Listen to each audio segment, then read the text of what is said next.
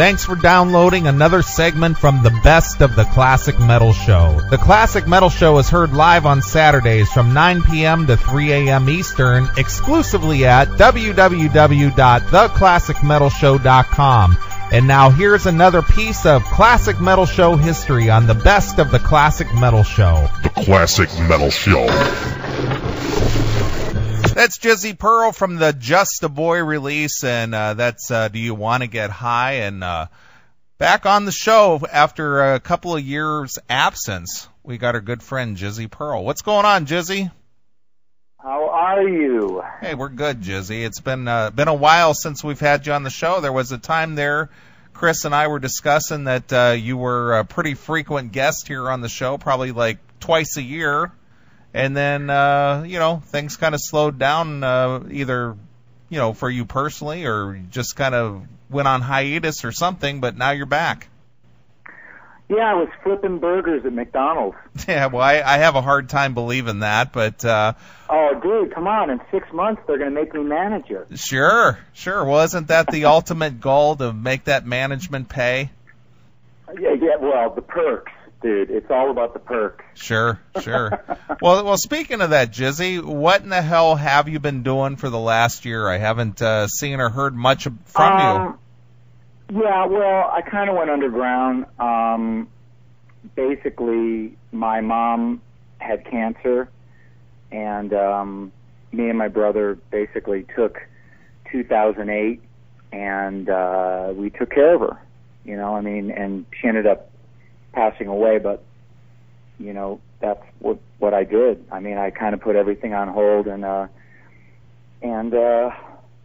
dealt with her and all the horrible shit that goes along with that. Sure. Well, my condolences to you. Now, did she live out there near you, or I know you were? Actually, yeah, she lived out in a town called Mesquite, which is about an hour and a half out of Vegas. So, I was there a lot and lived there a while, you know what I mean, in the spare room. And, it was, the reason I bring it up is because, a lot of our parents are getting up there in years, and, a lot of your people listening are probably going to have to deal with the same thing I had to deal with, in 5 years or whenever. Sure. Well, my dad's 80 years old, and he's dealing with prostate cancer right now, so I can understand. Yeah, it's truly horrible. It was the most horrible experience. And anyway, that's a lot of people were on my message board going, what's going on? We haven't heard from you. And at the time, it was obviously a very private matter, but it was October when she passed, and it's been, some time. And so, I was kicking around Vegas. I was doing some stuff locally for fun with some friends, and Tracy Guns gave me a call out of the blue. Who would have thought, huh? Well, how long had it been since you talked to Tracy? Because I haven't spoken with him since his last Brides of Destruction release, which was 4 or 5 years ago, and I haven't spoken with the guy. How long had it been since you had talked to Tracy? Well, occasional emails, yada yada. I sent him a congratulatory message when his kid was born, and he was doing his thing. I was obviously dealing with what I had to deal with, and I hadn't spoken to him, and he just called me and said, you want to do this tour? And we started chatting, and I've spent the last couple of days rehearsing with the guys in L.A., and it's just like putting on an old pair of shoes, just very, very comfortable, fit right back in the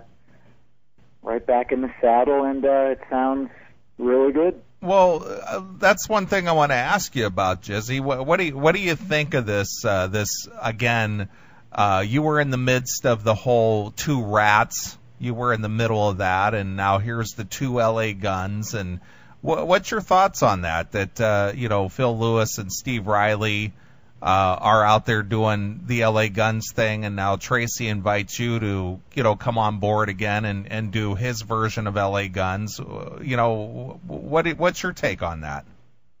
I think we need 2 warrants. Sure.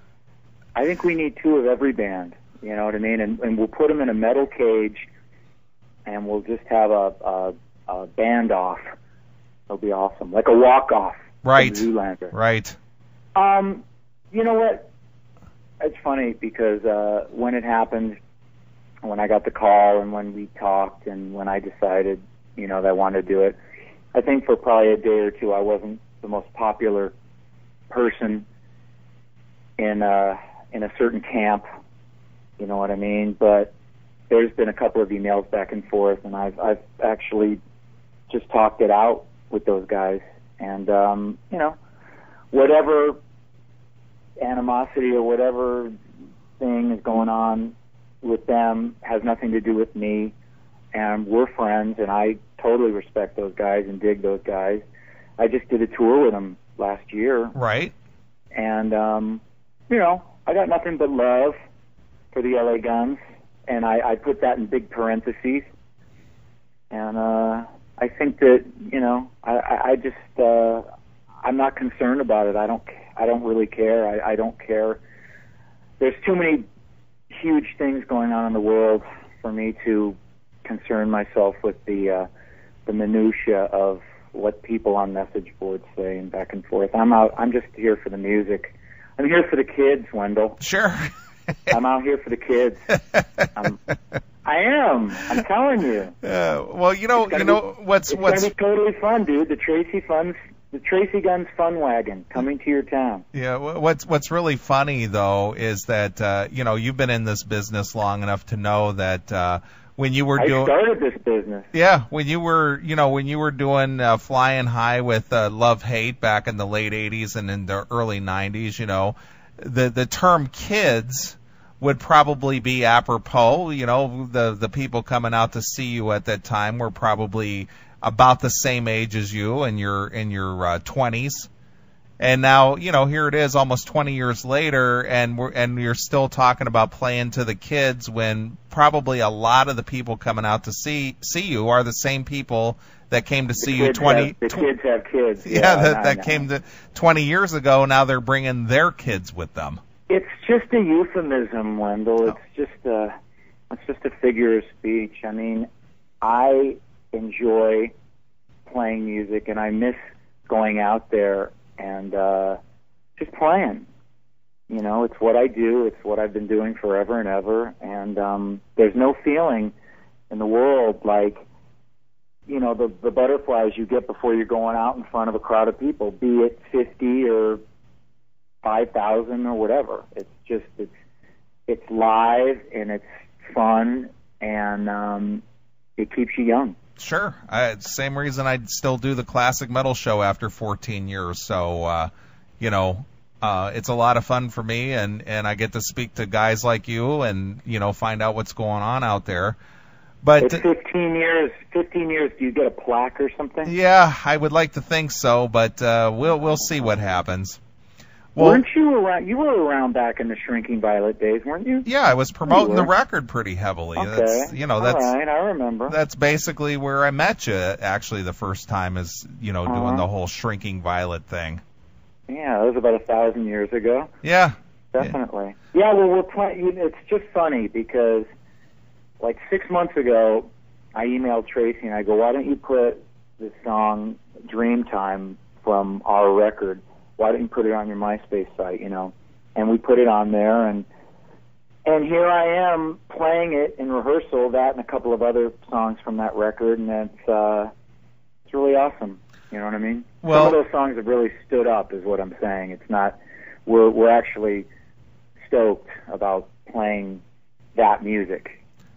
Well, I remember when LA Guns was opening on the Poison tour, when you were with the band, and you guys opened up your set with Girl You Turned Me On. Right. That was a very strong show opener. Yes, it was very energetic. Sure. Nobody does the cock rock like Jizzo. Well, that's well, you did a great job with that. And when you did tour with LA Guns, Chris and I were talking about the fact that you did some love-hate tunes. You mixed it in there. Yeah, we're doing the same on this. We're doing the same. It's just I don't know, from 10 years ago, I was running around doing my thing and, I don't know, back on a big stage and it was all good and stuff. But 10 years later, it just seems like everything is more mellow. Tracy's way more mellow now because he's got a kid and smiling and having fun and playing music. It's just a different thing. Playing music for fun as opposed to this kind of desperate pay the rent vibe. You know what I mean? Sure. Which is, for me, it's all fun. It's win-win. Well, when obviously one of the things that not only of your performance, but I'm a big fan of your writing. Where do you stand with your writing? You put out several books, and they were all very fun. In fact, I was just reading one of your books the other day. I've got more crickets than friends.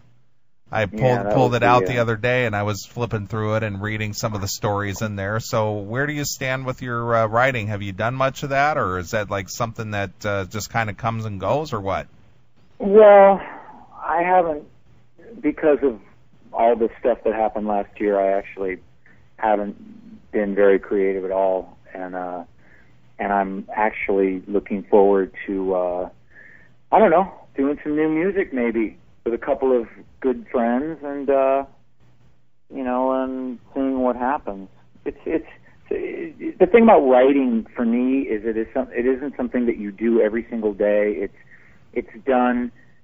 You get inspired to do it, and you do it, and I haven't honestly been inspired for the last year, and I think I might just crawl out of my Unabomber cave and make some new music.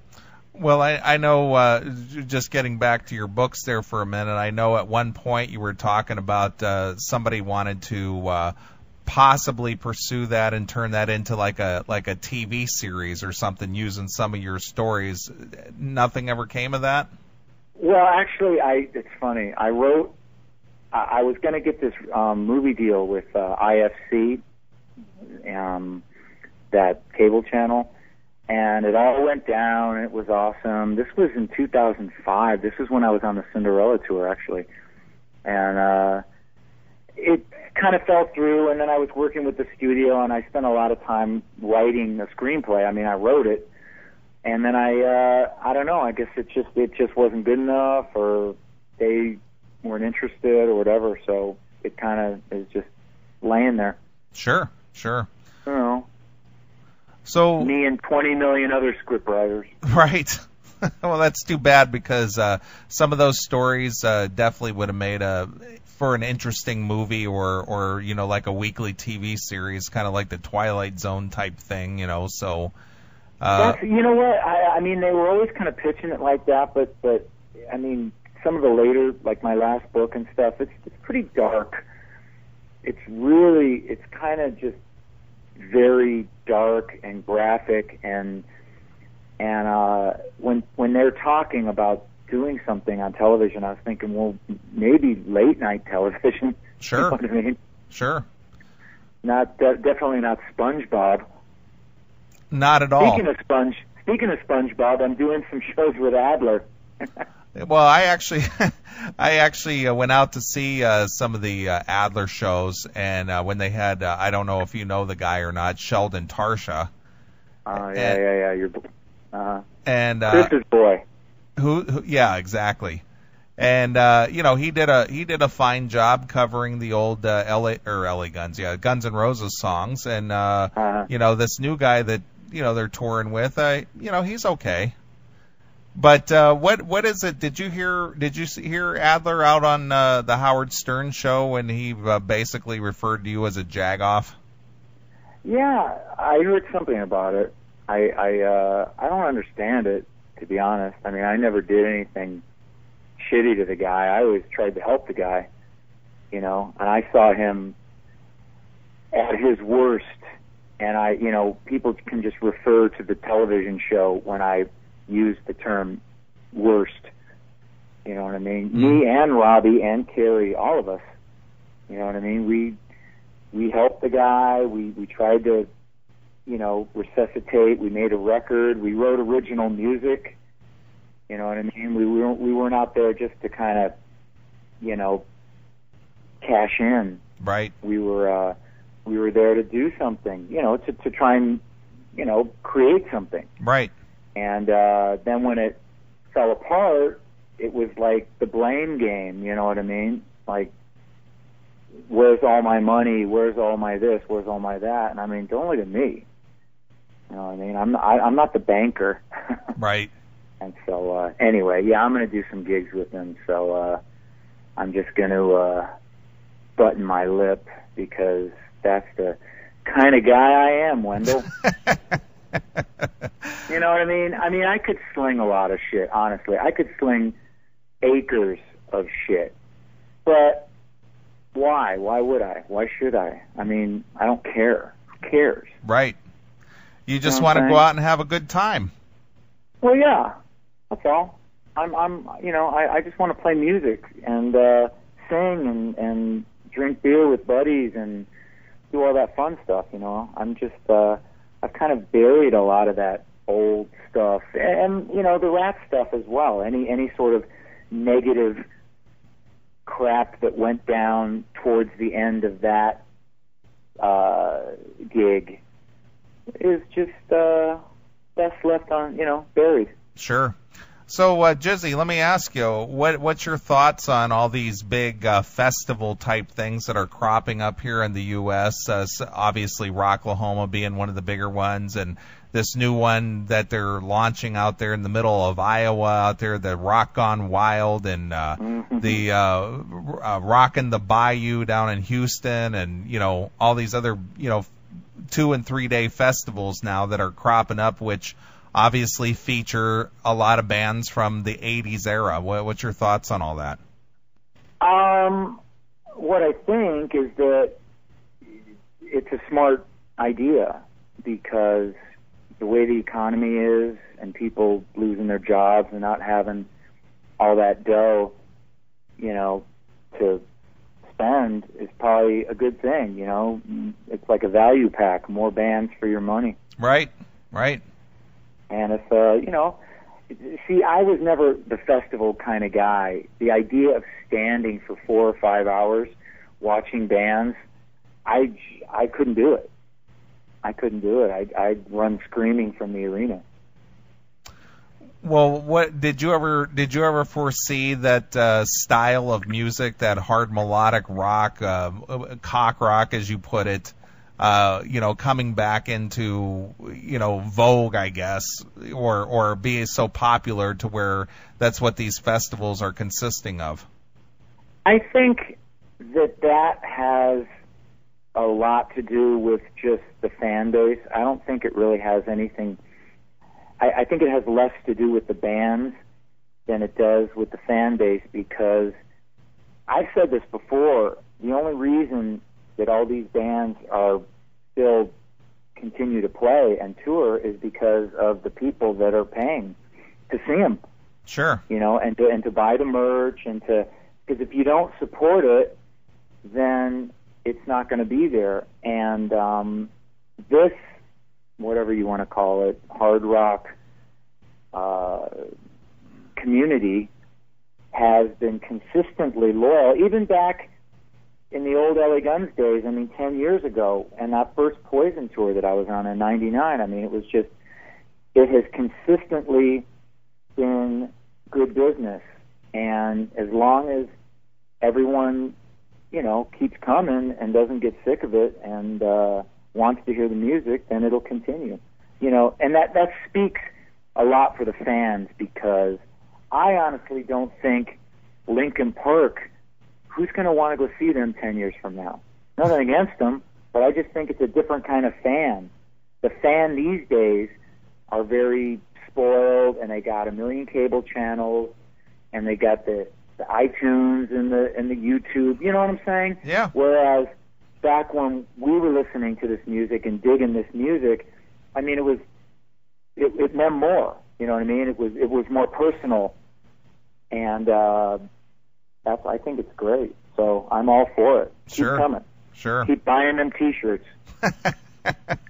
Well, Jizzy, I'm glad to see you're reemerging from the shadows there and going out and playing some live shows this summer with Tracy Guns. And you know, I even with the controversy of the two LA Guns, it'll be good to see you out there. But I mean, honestly, Wendell, is it really a controversy? Well, you know what I'm talking about, because I know it is such a small blip on the radar screen. Honestly, when I hear controversy, I mean, don't get me started on conspiracies.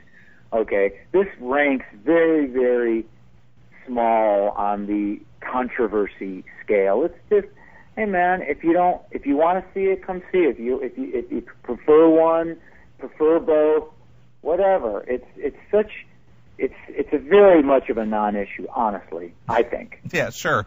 Well, I would agree with you, but my point is when Tracy was out doing his LA Guns with this Marty Casey guy and doesn't even sound anything like, you know, the LA Guns sound, and people were going to the shows to see LA Guns but not getting what they expected, then it became a problem. But with him touring with you, obviously you carry that sound a little bit better than most anybody out there. I will say that people that come to the show expecting to hear the songs the way that they heard them on the record are going to hear them like on the record. Right. I mean, they're going to hear them. I have that Sunset Strip, Hollywood pedigree voice that just fits like a glove with this music. So, yeah, I would say that if anybody was, mildly disappointed or whatever, come to the show, because you're going to hear the screaming, dulcet tones of Jizzo. Well, with not being, too active in the music over the last year or so, has it been difficult for you to get the pipes warmed up and get out there and do this? No, dude. I mean, I don't have to work a day job, so the least I can do is keep my chops up. Sure. I'm very much. I feel like that's probably one of the biggest things that guys like me should do. You know what I mean? Don't disappoint. Do your best. Sound your best, especially nowadays, because YouTube is just so. I mean, you're not allowed to suck anymore. That's true. You know what I mean? Because if you suck, it's just there forever, and it's and that's gnarly. Right. You know, I mean, that should give people pause to get their shit together and rehearse and keep your chops up. So I'm going to be one of those guys that'll be 80 years old, and I'll be like Dio. Dio and I will be doing hard rock duets, when he's 800 and I'm 70. Right.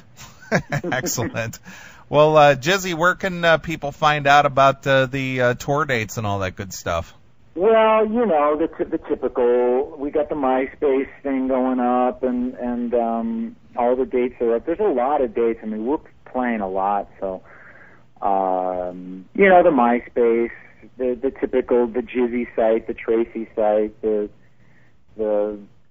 just Google shenanigans, and you'll find us. Sure. Well, is there anything else you want to tell the fans about this upcoming tour, yourself, or any kind of other projects you might have going on? No. I think the fans have had enough. Okay. Well, I see one of your friends and fans are in our chat room. She goes by Amy Rocks from Canada. Yeah. Yeah, Good old Amy. Yeah, she's hanging out there. She's got a new child as well. So yeah, that's the big thing. When are you going to have a child, Wendell? Ain't gonna happen, my friend. Ain't gonna happen. Well, that gonorrhea thing. Yeah, that's it. Exactly. Don't want to pass the bad genes on, No, I can. You get to a certain point where it's just not, you just can't picture doing it. So I hail myself. I hail anyone that wants to have a kid. If that's what you want to do, that's cool. But maybe some people shouldn't be parents. I agree, and I'm one of them.